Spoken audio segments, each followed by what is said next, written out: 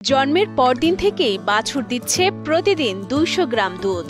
দোয়ানো সেই দুধ জাল দিয়ে খাচ্ছেন গরুর মালিক ও তার পরিবার। প্রথম দিন যখন তো আইসি দুধ দহন করছি তখন আমি দেখলাম যে দুধটা একদম স্বাভাবিক সুন্দর, কোনো এটা কোন স্পট নাই। তখন আমি কইলাম যে আমার বাচ্চাগণ যে এটা জাল দাও, তখন জাল দিলে দেখলাম যে না আমরা স্বাভাবিক, এটা কোন স্পট নাই, সঠিক সুন্দর, ঘ্রাণও সুন্দর। তখন আমার বাচ্চাকে আমি দিলাম এবং এটা আমি মনে করি আল্লাহর একটা মহান কুদরতি, এটা কুদরত। আমার বয়স প্রায় ৭০ বছর, আমার বাপ দাদার কাছে শুনি নাই, আল্লাহ কুদরত থেকে এগুলো হইছে। এমন আশ্চর্যকর ঘটনা ঘটেছে কিশোরগঞ্জের করিমগঞ্জ উপজেলার চরকরণশী গ্রামের খামারি হারুনুর রশিদের খামারে।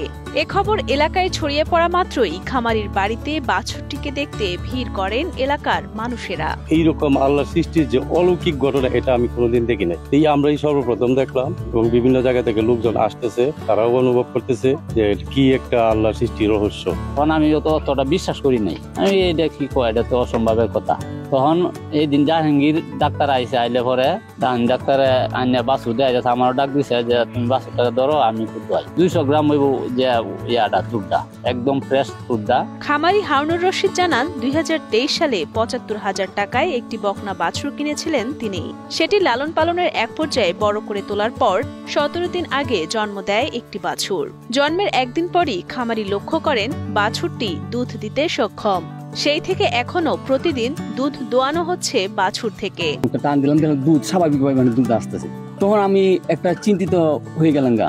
তারপর আমি জাহাঙ্গীর বাইরে ফল দিলাম যে ভাই আমার গাভীর তো এই দৃশ্য, আপনি শুয়ে থাকলে দুধ পরে, কেমন দিলাম আপনার বড় যে টান দিলে দুধ আসে। এ বিষয়ে করিমগঞ্জ উপজেলা প্রাণী সম্পদ কর্মকর্তা ডাক্তার মোহাম্মদ আব্দুল আওয়াল তালুকদার জানান, এ ধরনের ঘটনা অস্বাভাবিক। সাধারণত বাছুর কখনোই দুধ দেয় না, তবে এটি হরমোনজনিত কারণ হতে পারে।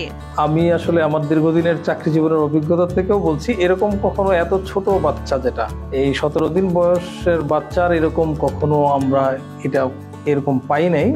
এটা আসলে আমার লাইফে আমি কখনো এটা শুনিও নি আর এখানে এলাকায় যারা আছে দীর্ঘদিন বয়স, ওনাদেরকেও জিজ্ঞেস করেছি, কেউ হয়তো ৭০ বছর ৬০ বছর বয়স, কেউ এটা কোনোদিন দেখে নেই। তো আসলে বাস্তবতা সায়েন্স অনুযায়ী যেটা ওই মিল্ক লেট ডাউনের জন্য যে সমস্ত হরমোন গুলা দায়ী, ওই গাভীর উলানে যে হরমোনের কারণে দুধ গুলার আসে, বিশেষ করে প্রোলাকটিন একটা হরমোন আছে, এই হরমোনের কারণে সাধারণত দুধ নির্গত হয়। তো এইটা কোনো কারণে এক্সেপশনাল কেস হিসেবে এই বাছুরের মধ্যে হয়তো এটা আসছে, যার জন্য আসলে এই বাচ্চা বয়সেই সে দুধ দিচ্ছে, যেটা আসলে কখনো নর্মাল বিষয় না আর কি। তো আসলে আল্লাহ পাকের কুদরত তো আসলে এক্সেপশনাল, তো অবশ্যই দুধ খাওয়াতে আর এটা কোনো সমস্যা নেই। আমি নিজেও দেখেছি দুধের যে কালার বা পজিশন, অন্যান্য যে সমস্ত বিষয়গুলা, এইটাও আসলে নর্মাল দুধের মতোই। আমরা ওই এটার পরিচর্যার জন্য আলাদা লোক, কাছাকাছি লোকও নিযুক্ত করেছি।